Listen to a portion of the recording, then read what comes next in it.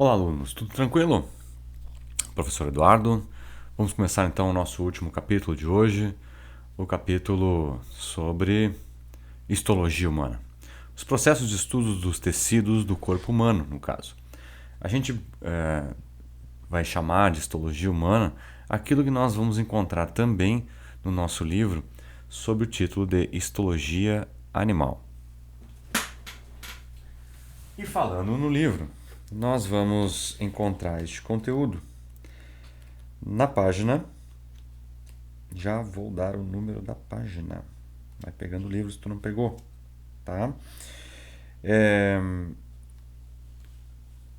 Página.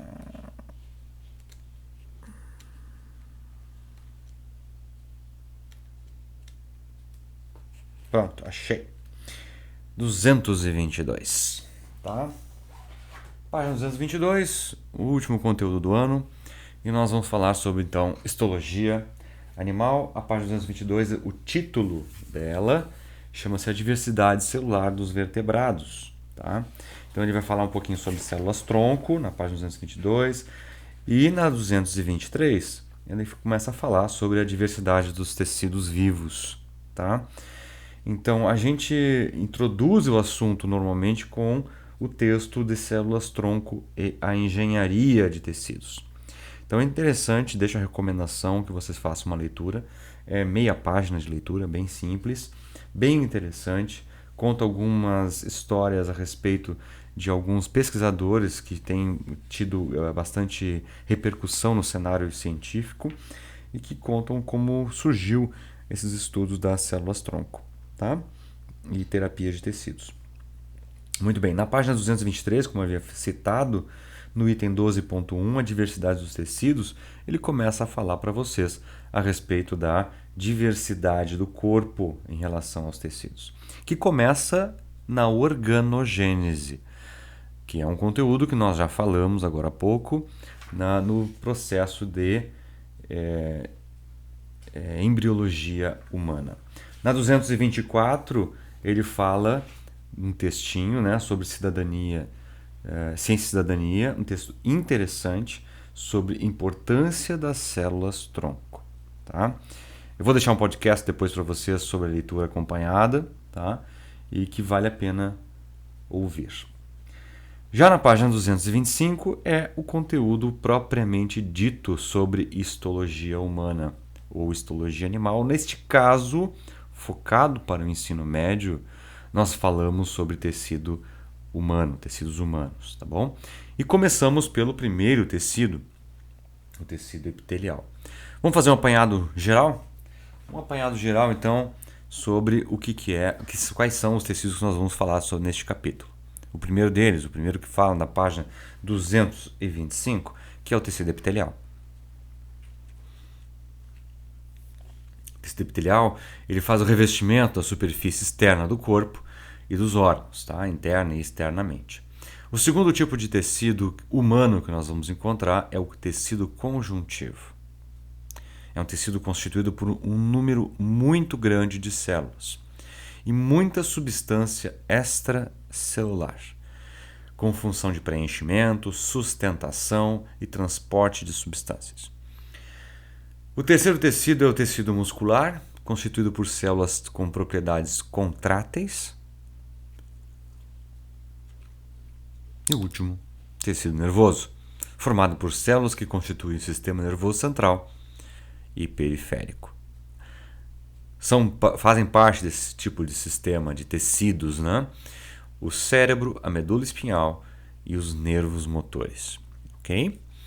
Então são esses 4 tipos de tecido, epitelial, conjuntivo, muscular, nervoso, que são os clássicos dos tecidos humanos. Haverão subdivisões em cada um desses tecidos, tá? Vai ter o epitelial, algum tipo de epitelial que nós vamos começar a derivar. Vai ter conjuntivo ósseo, conjuntivo cartilaginoso, vai ter vários tipos. Muscular, cardíaco, estriado esquelético, liso, nervoso. Aí vai ter o nervoso motor, nervoso cerebral e aí vai, tá? Então, vamos aos poucos. Primeiro tecido da página 225, tecido epitelial. Tecido epitelial é dividido em dois tipos. Então, grava aí. Tecido epitelial de revestimento da epiderme, né? Que compõe a tua epiderme, ele reveste e protege teu corpo. E o segundo tipo, que é o tecido epitelial glandular. Forma glândula. Então, tu nota que já existe, aparentemente, duas propriedades bastante distintas para o mesmo tecido.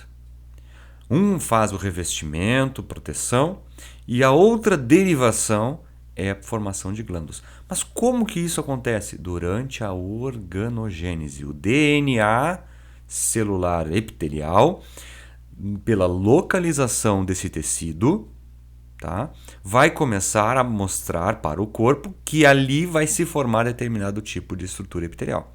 Ou vai revestir ou vai formar glândulas. Tá certo? Onde é encontrado? Partes externas do corpo, né?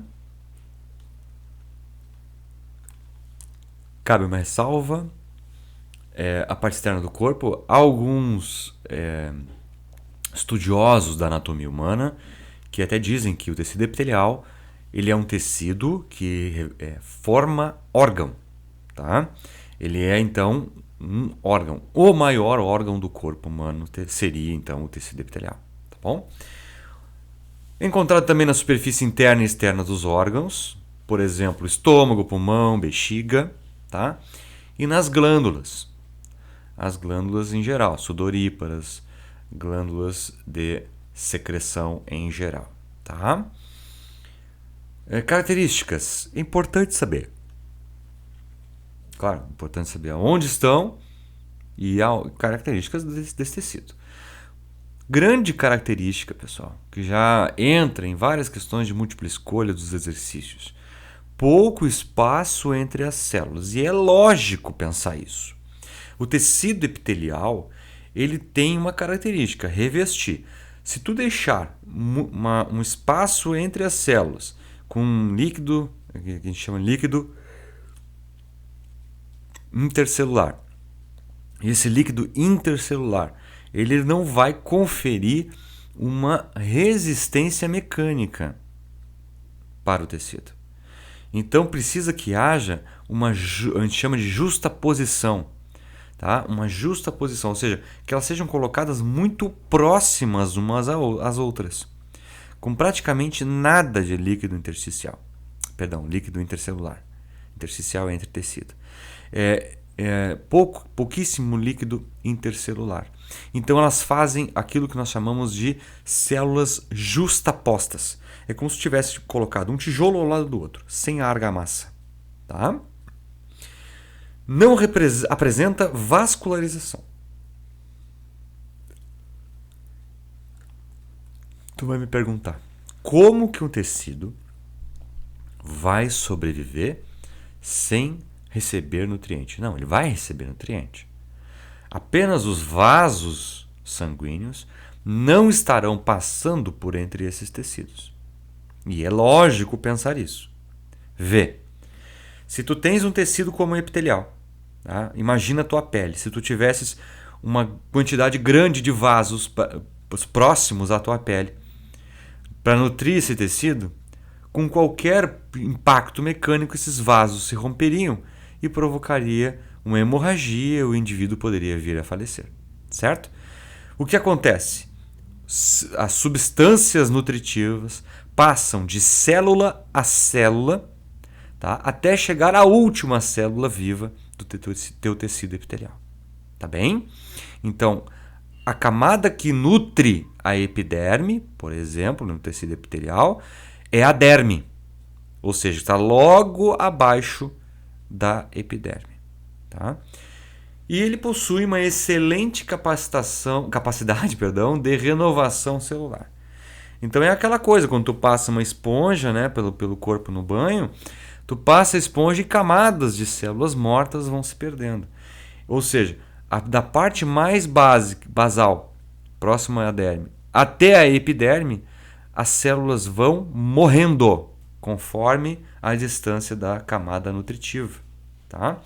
Então, só para tu ter uma noção que ao longo do processo da formação do tecido epitelial, ele tem essa missão: fazer o revestimento e proteção do corpo. É claro que essa proteção, e eu coloquei aqui num asterisco, né? Proteger contra a entrada de micro-organismos, substâncias químicas agressivas, tá? E impactos físicos, cortes, pancadas, arranhões, essas coisas. Tá? É responsável pela formação de determinadas glândulas e, principalmente, uma alta capacidade de regeneração. Tá? Este desenho ele é clássico do corpo dos livros de ensino médio. Está na tua página 225. E ele te mostra locais onde tu vai poder encontrar o tecido epitelial de revestimento. Formando camadas aqui na traqueia e nos brônquios.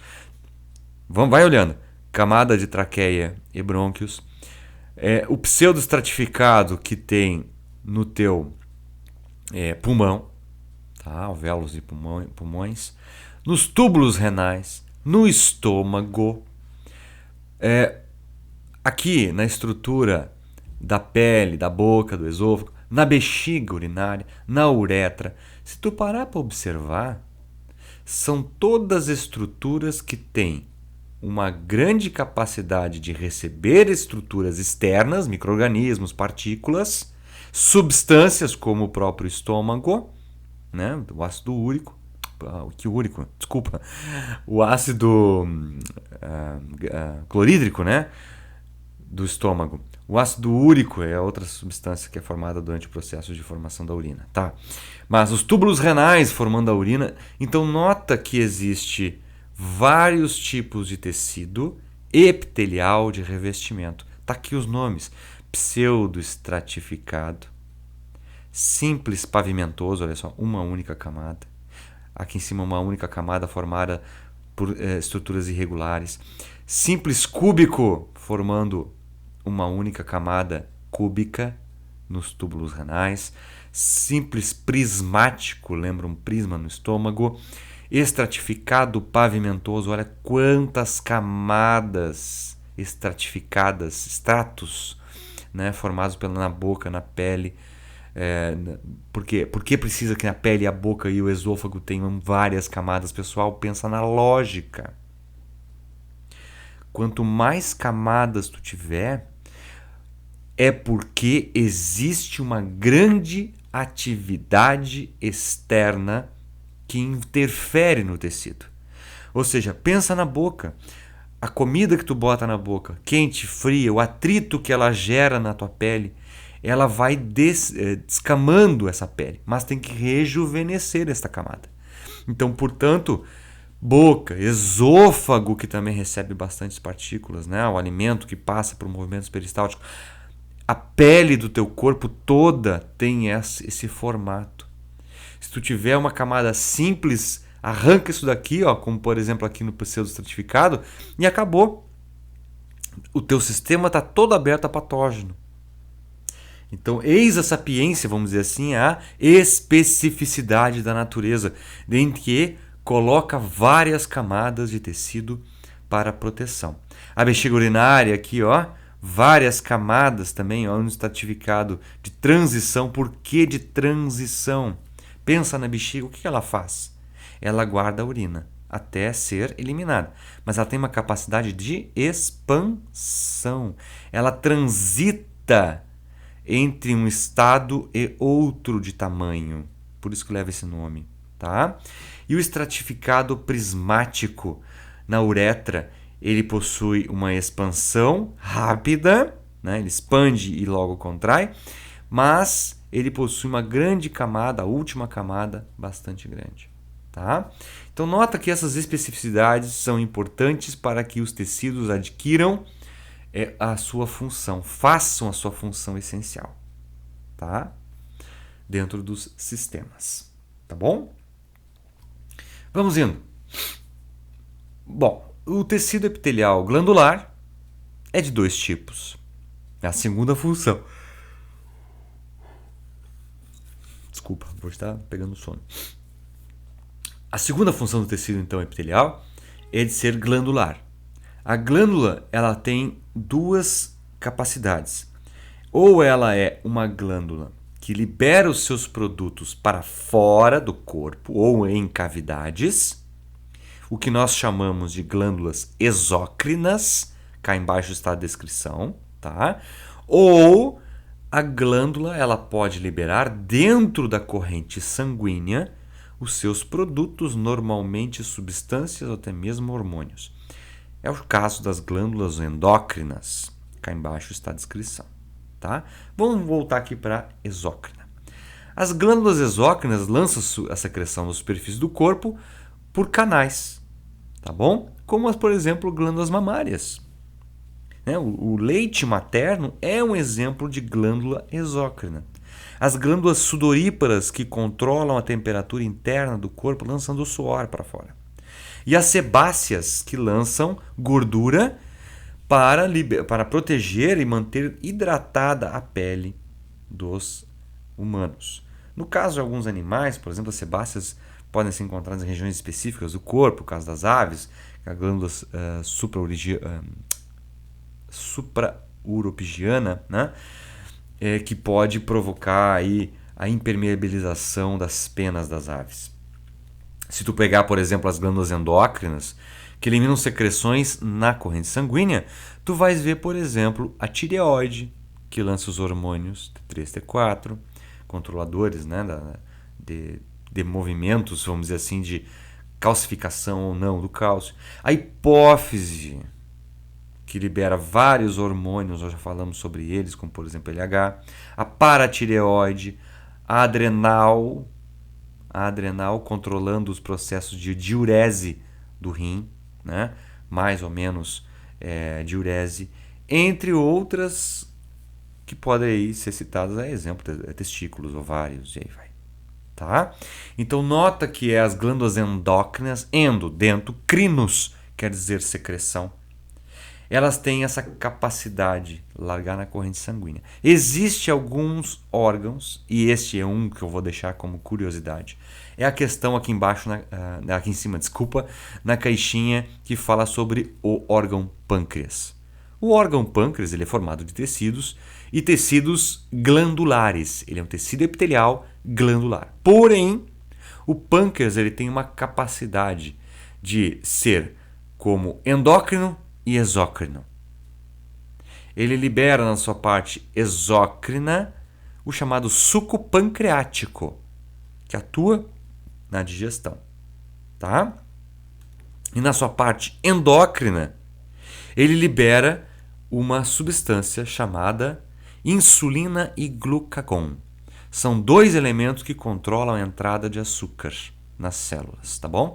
O que deixa este órgão com essas duas características, exócrina e endócrina, com um nome chamado de glândula mista.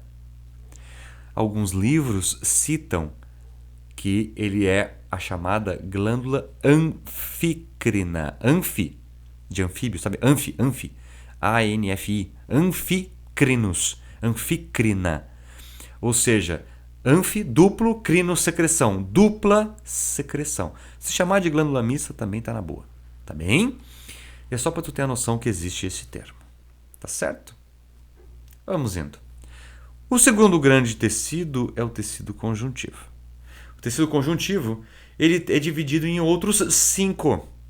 Eis a maior especificidade do tecido humano, que é o tecido conjuntivo. Dá uma olhada aí.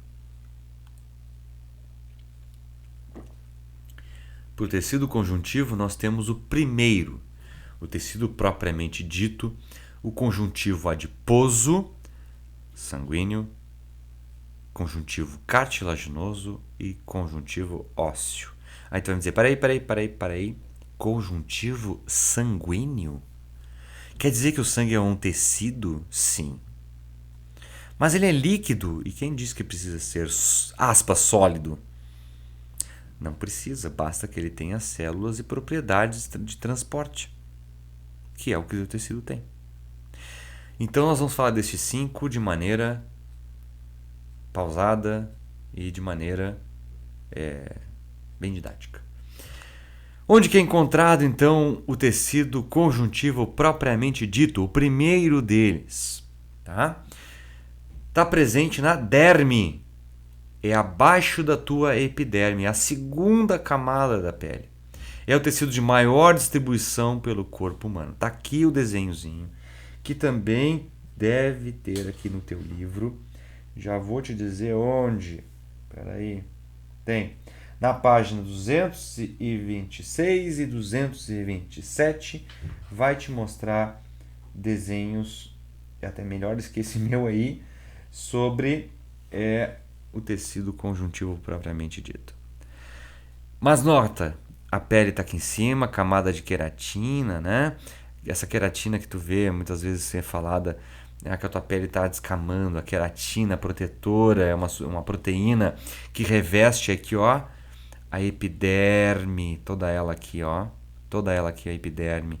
Tu nota que aqui é um tipo de célula, que olha aqui, ó, tá vendo essas duas bolinhas nesse tecido? Está se dividindo, alta capacidade de divisão, mas ela vai perdendo essa capacidade conforme vai se afastando da derme que está aqui embaixo. A derme passa vaso sanguíneo, a derme tem bastante nutriente e que passa de célula a célula por difusão. Lembra daquele transporte? Difusão. A difusão facilitada ou difusão simples, tanto faz, depende da substância, vai nutrir aqui a esta epiderme, tá? E a camada de queratina, proteção mecânica, que não é célula, aqui é proteína, tá bom?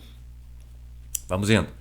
O tecido conjuntivo, ainda propriamente dito, possui características como muita substância entre as células, tá? O que a gente chama de substâncias intercelulares. Estruturalmente, o tecido conjuntivo possui 3 componentes: matriz extracelular, fibras e células. Importante isso aqui, tá? Todo o tecido conjuntivo possui 3 componentes: matriz, também chamada de substância, extracelular, no caso, porque está lá de fora, fibras, colágeno, por exemplo, tá? E células. Observação, aqui, ó, deixei aqui. Enquanto os demais tecidos, epitelial, muscular, nervoso, têm como principais constituintes as células, vermelhinho aqui para chamar a atenção. No tecido conjuntivo predomina a substância extracelular. É o que faz com que a tua pele tenha elasticidade. Também, tá? Aí tu toca nela e tu vê que ela tem elasticidade. Para verificar se uma pessoa está desidratada, a gente pega normalmente a pele e pinça ela com o dedo indicador e polegar, e dependendo da velocidade como essa pele, quando tu solta, desenruga, mostra se o indivíduo está hidratado ou desidratado, tá? Muito comum em pessoas com perda muito grande devido a calor ou até mesmo uma desnutrição hídrica, tá? Vamos indo. Essa fotografia é uma fotografia, tá? Tirada de livros como o teu livro tem isso na página 228, se não me falha a memória, muito parecido com esse, inclusive, que mostra o tecido epitelial ali em cima, tá vendo? Ó? E essa camada aqui em cima, ó, tudo queratina, tá? Aqui o tecido epitelial, aqui em cima é tudo meio morto já, tá? E aqui embaixo o tecido conjuntivo. A matriz extracelular é essa partezinha mais aqui espaçada, esse líquido mais clarinho, tá? Tecido conjuntivo. Muitas células, como tu pode ver aqui, espalhadas, e vai ter muitas fibras, tá? Transversas, que deixam às vezes, pela coloração, deixam espaços esbranquiçados, tá bom? Cá embaixo, derme, tá bom? No propriamente dito, nós temos algumas funções, e isso é importante de saber. O tecido conjuntivo, ele preenche espaços não ocupados por outros tecidos. Ele é um tecido de preenchimento. Essa é a palavra-chave para tu identificar. tecido conjuntivo propriamente dito preenche, sustenta e nutre células do tecido epitelial. Envolve nervos, músculos e vasos sanguíneos. Quando eu digo envolve, ele sim faz uma camada protetora, envolvendo esses nervos motores, né? Tu mexe teus dedos, os músculos. Os próprios músculos estão envolvidos por tecido conjuntivo. Quem aprecia cortar uma carne, né? Pega uma peça inteira muitas vezes, de um pedaço de, sei lá, de colchão de dentro ou alcatra, e tem uma pele fininha envolvendo toda aquela capa do músculo, né? Aquilo ali é tecido conjuntivo, pessoal, tá? E os próprios vasos sanguíneos. Os vasos sanguíneos também são envolvidos por aí. Transporta substâncias, tá? Pela sua fluidez. Desempenha importante papel em processos de defesa do organismo, como a cicatrização. Tá? Processo de cicatrização, onde envolve participação do tecido sanguíneo, que vocês vão estudar de melhor no segundo ano do ensino médio. Apresenta as fibras elásticas, colágenas, reticulares, tudo para manter o formato deste tecido. Tá certo? Alguns tipos de células que são importantes e são encontradas nesse tecido conjuntivo propriamente dito. Uma célula que dá origem ao colágeno. O colágeno é uma substância, né? E que ela é produzida por uma célula. Quem produz o colágeno é o fibroblasto. Fibra colágena, tá? E tudo que é blasto, ele é produtor de alguma coisa. O fibroblasto, ele é produtor de fibra colágena. E de bastante substância intercelular baseado em água. Um outro tipo de célula, pessoal, os outros três, por exemplo, que estão aqui, são, nesse slide, são falados como células importantes para o sistema de defesa. Macrófagos. Macro é grande, fagos comer. Muitas dessas células, elas são destinadas a serem soldados que são inquietos no sistema de defesa. O macrófago, ele é uma célula que tem inúmeros lisossomos. Se tu puxar um pouco pela memória, tu vai lembrar que lisossomos são substâncias que fazem a digestão celular. Esses macrófagos são responsáveis pela fagocitose e a pinocitose de partículas que são irreconhecidas pelo teu corpo. Ele remove restos celulares, células que morreram, tá? Promove o primeiro combate a micro-organismos invasores do nosso organismo. Ele é ativo no processo de involução fisiológica de alguns órgãos ou estruturas. O que é essa involução fisiológica? É quando ele para, por exemplo, o processo de desenvolvimento de um órgão, como é o uso do útero após o parto. Quem faz com que o útero volte ao tamanho original, mais próximo do original, é a atuação dos macrófagos. Os macrófagos vêm e começam a fagocitar aquelas células que não estão sendo mais usadas. E transforma aquele tecido que era volumoso em um tecido quase normal, como o original. Então nota que o macrófago ele é fundamental no processo de imunização e rejuvenescimento dos tecidos e órgãos. Tá? O segundo tipo de célula que é encontrado também no tecido propriamente dito. Mastócito. É uma célula globosa, grande, repleta de grânulos de heparina. É uma substância, olha aqui, anticoagulante. E histamina, que também está envolvida em processos alérgicos, pessoal. E aí vem o porquê que muitas das vezes algumas pessoas, têm alergias a algumas substâncias. Nota, tu está inalando algumas partículas, seja pólen, seja cheiro de algum perfume, isso provoca uma irritação, uma secreção.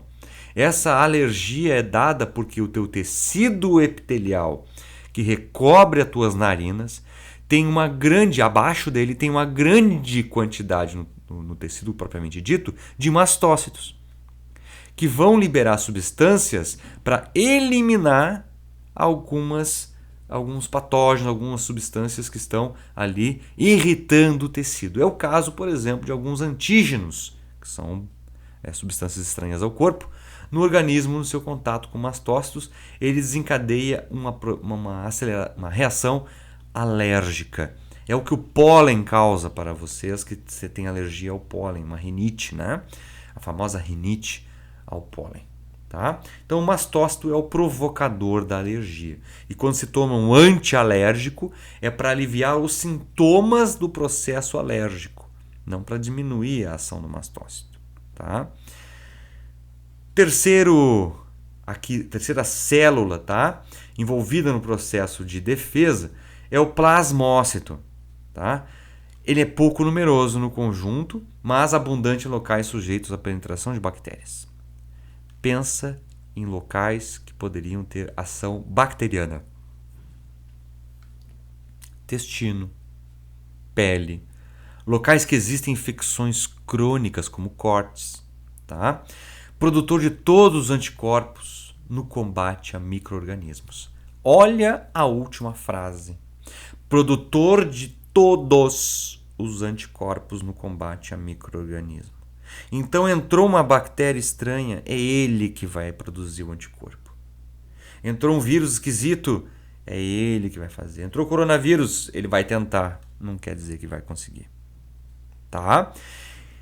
Nota a importância desses três tipos celulares com suas peculiaridades no sistema de defesa logo abaixo da tua epiderme, no tecido conjuntivo propriamente dito. Apenas uma aqui que faz uma estruturação desse tecido e as outras três que continuam fazendo o sistema de defesa. Tá? Aqui tem as fibras colágenas, né? Falando um pouquinho do fibroblasto, né? Dando origem às fibras colágenas, né? Muito grossas, resistentes, pouco se distendem, né? Quando tensionadas, presentes na derme, conferem uma resistência. Tá? Tende a rasgar, né? Quando ela é muito estirada, tá? Né? Mas quando a pele ela é puxada, ela resiste. Tá?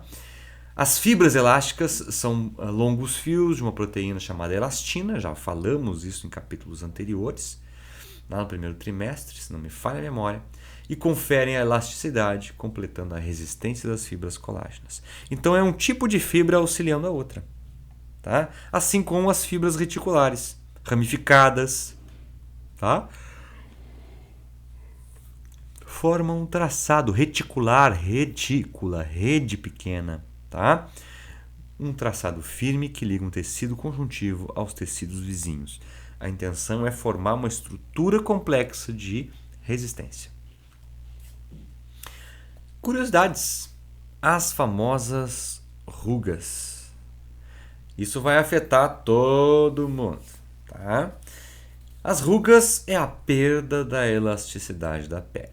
Devido ao envelhecimento, as fibras colágenas vão perdendo bastante atividade.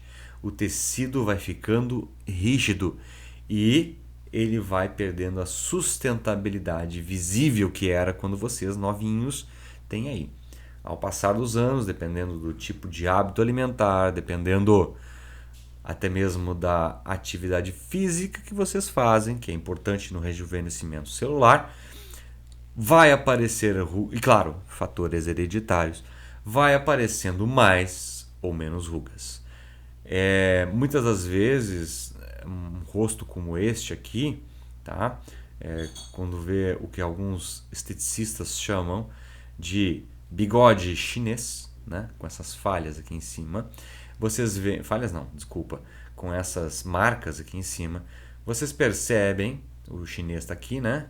Mas ele é acentuado aqui como lábio código de barras, o chinês é esse aqui, tá? Corre aqui na voltinha do nariz, tá? Mas esse aqui é o lábio código de barra, que alguns chamam. Isso aqui é devido claro, herança hereditária, perda de elasticidade e acentuado com hábitos tabagistas, tá? É muito comum pessoas que são usuárias de tabaco utilizar, ver-se, né? Observa-se essa falha, vamos dizer assim, na elasticidade. E acontece de maneira muito precoce, tá bom? O tecido conjuntivo adiposo, o segundo grande tecido, é encontrado principalmente embaixo da pele, na camada hipoderme. Tá? A hipoderme está bem embaixo aqui, ó, tá? Olha só, olha esse desenhozinho. Epiderme, a derme, que nutre a epiderme, e a hipo quer dizer embaixo, né? Derme. E depois vem o músculo. Então quer dizer que a gordura está acima do teu músculo. Tá bem? Também podemos encontrar o tecido adiposo envolvendo alguns órgãos, como por exemplo o coração e os rins. Tá bem? Perdão. O tecido conjuntivo adiposo tem algumas características, tá? Também chamado tecido gordo, é o tecido que tem no corpo humano as suas células típicas chamadas de adipócitos, citocélulas, tá? Que guardam óleos e gorduras. Tá aqui o adipócito, tá? A célula tá aqui, ó. Toda ela. E ela tem uma capacidade de reter essa coisinha verde, a gordura, tá? O problema gerado pelo excesso. Em excesso, o tecido adiposo pode prejudicar a saúde das pessoas, né? Pois vai acumulando e aumentando o peso. Esse excesso provoca a obesidade, prejudicial para o funcionamento de alguns órgãos vitais, como por exemplo o coração. É comum as pessoas perguntarem por que o coração é envolvido pelo tecido adiposo. Se tu parar para pensar, o tecido adiposo ele tem uma característica: guardar energia, né? Gordura. E guardar a energia, pessoal, essa reserva energética, ela deve ser utilizada em algumas situações. Vamos imaginar o coração passando por uma necessidade. Ele precisa de energia. E ele tem a sua própria reserva. Se ele, coração, não tiver um aporte de energético para fazer a contração muscular vinda do corpo, ele vai usar a reserva que está no coração, tá? Aquela camadinha de gordura. No entanto, o excesso pode provocar entupimento de artérias, entupimento de veias e provocar alguns tipos de problemas, né? Hipertensão e aí vai. Então, em geral, atua no nosso corpo como uma reserva energética, é um isolante térmico, auxiliando na manutenção da temperatura do corpo e atua como amortecedor, protegendo o organismo contra choques mecânicos. E o exemplo, está aqui o nosso lindo ursinho polar que está indo para o beleléu devido ao aquecimento global. Aqui em cima, ele está mais gordinho, né? A situação que ele vai conseguindo ao longo do verão e outono, comendo bastante, né? Guardando reservas energéticas para o inverno, tá? Que ele está até mais ou menos gordinho, né? E chega no final da estação fria, que tu imagina que esse bicho está passando por mais ou menos aí uns 25 graus negativos, e aqui em cima, no Polo Norte, começa a voltar ao verão e ele gastou toda essa energia só para manter a temperatura interna. Só, tá? Então, para manter a temperatura interna, ele gastou a fisiologia dele toda convertendo gordura em energia, tá bem? Bom, vamos parar aqui hoje, né? Nessa primeira fase da aula. Eu vou fazer uma segunda aula mais à frente, falando sobre os tecidos sanguíneo e os demais que estão faltando. Eu vou fatiar um pouco essa aula para não ficar muito comprida, tá bom? Aguardo então o segundo volume e de repente, se ficar muito extenso o segundo volume, fazemos um terceiro volume da aula de histologia humana, tá certo? Abraço, bons estudos!